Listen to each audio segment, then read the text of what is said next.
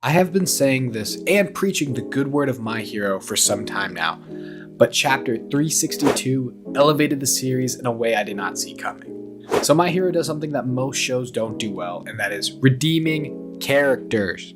Since the beginning of the series, the two people I hated the most were Bakugo and Endeavor. I hate bully characters, and abusive fathers have a special place in hell, but throughout the series, both these characters have had major development. Endeavor I will save for a later video though. But what I love about the development with these characters is it doesn't seem forced or come out of nowhere, but are very organic changes that come about through the events of the series. So Bakugo starts off as this arrogant, gifted kid who enjoys picking on the weak, a very annoying character that I just didn't like immediately. I just hate bullies. I don't like bullies. And wanted nothing more than to see Deku beat the absolute living shit out of him. But throughout the first two seasons, Bakugo still remains arrogant and hot-tempered towards everyone, but mainly Deku. Bakugo has a very superiority complex where he just wants to be better than anyone and everyone. And when he finds out that Deku has a quirk, let's just say he's not just too happy about it. He thinks Deku's been lying to him the whole relationship about not having a quirk and holds this against him. And as Midoriya gets stronger, Bakugo just gets more and more angry. But when he is captured by the League of Villains, we all thought he was going to go rogue. But our expectations were subverted when the villains try to recruit Bakugo, but all he says is he wants to win like All Might, and reaffirms that his beliefs are that of a true hero and that he doesn't want to become a villain or believe in the villain ideology, which was honestly very weird because it all was going towards or leading towards Bakugo being a villain. So when he wasn't, it was a nice trope break, if you will, mainly because Bakugo was who we always thought he was. He was just a hero at the end of the day, and no matter what, he's not going to listen to villains. And honestly, that was the first turning point of Bakugo's character for me. And then at the end of season 3, we get Bakugo's full vulnerability with Deku and all the insecurities and all the weight on his shoulder that he was feeling. And I'm not gonna lie, it confused the hell out of me, because here's a character I hated so much through the whole series having a breakdown and me actually kind of giving a shit about it. And listen to the performance. Here's a little clip, because it was just amazingly voice acted. オールマイトが秘密にしようとしてた。誰にも言えなかった。考えねえようにしてても、ふとした瞬間湧いてきやがる。どうすりゃいいか分かんねえんだよ。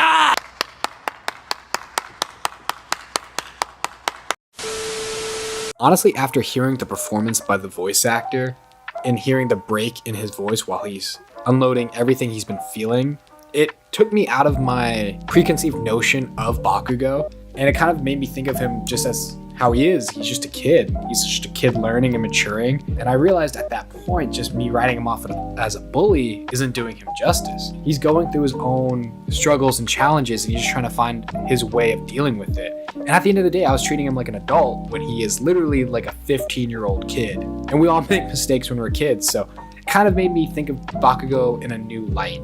And the great thing about this confrontation is that we get to see that both Bakugo and Deku are more alike than we initially thought. They both idolized All Might, but never realized that their ideas of a hero were only half-baked of what it actually is to be All Might. Deku always had the self-sacrifice quality, which means saving anyone and everyone, and Bakugo had the win no matter what quality, meaning in certain situations, to prevent evil, there are times when you just have to shut up and win through any means necessary. Deku and Bakugo realized that they need to learn from each other in order to become the hero they both admired. So fast forward to the Paranormal Liberation War, we have Deku, who is the center of the war, but instead of being jealous that Deku is the epicenter of the villain's goal, Bakugo is just thinking about how he can best help out the heroes and prioritizes the safety of everyone instead of this petty rivalry with Deku. He even confronts Midoriya about how he's trying to take on everything by himself and not rely on his teammates. And Bakugo is trying to say, hey, I'm here for you, we're on the same team, let's work together to take down Shigaraki.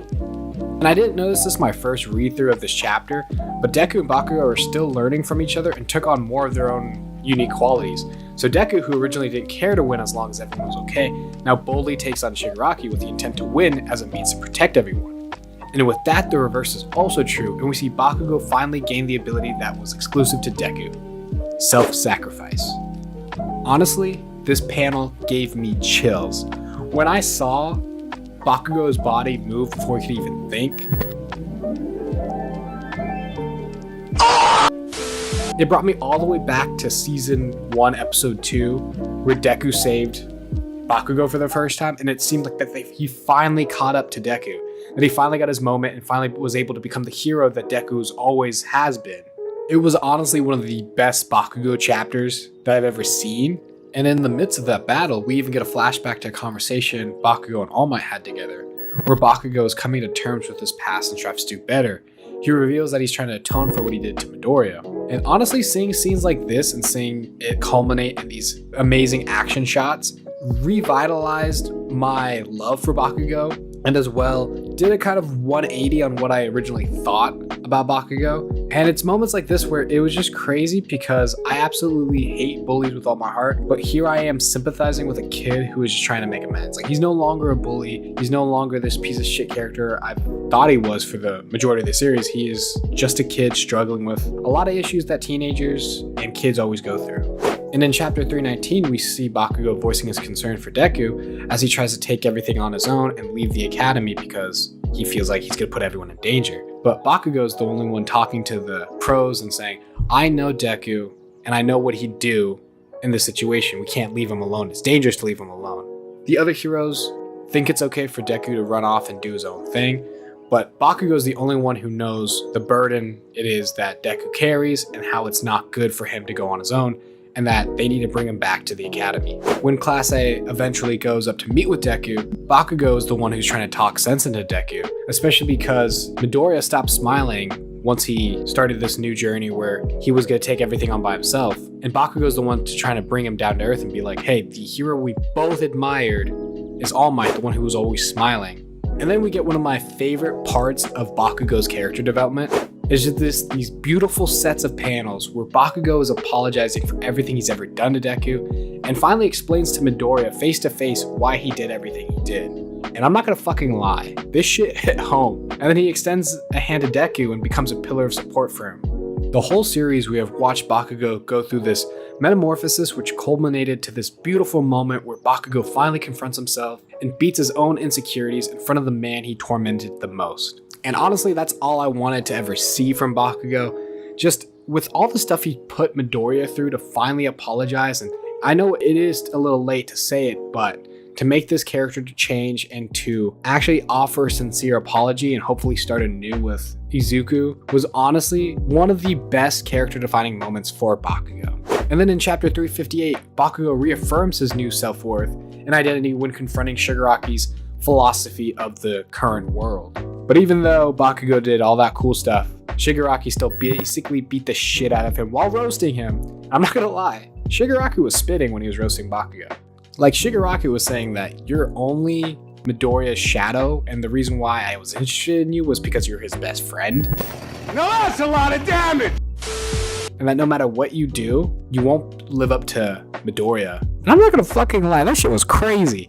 I thought Bakugo's confidence would be shook and he'd revert back to his old self where he's like, fuck Deku, I'm the best, I'm gonna be the best. I thought he was gonna go back to that old Bakugo, but I was so pleasantly surprised when I saw the final part of this chapter and you see Bakugo just talking to himself, again picking up one of Midoriya's habits of analyzing a fight and actually trying to figure out Shigaraki's movement patterns. He wasn't fazed at all by what Shigaraki said, and I love that because it just shows the character development that Bakugo's gone through. Because if someone else said this at the beginning of the series, Bakugo would have lost his shit and would have unleashed hell on the guy who was saying that. But Bakugo now just doesn't care because he's just so secure and so much more mature than he was before. And now he's just trying to still analyze the fight and win. Then finally, chapter 362. Bakugo gets up, asks Genis to take care of everything and whispers to himself, we still have to win, right, Izuku? That moment, I love Bakugo. I'm a Bakugo lover now. I don't care. It's whatever.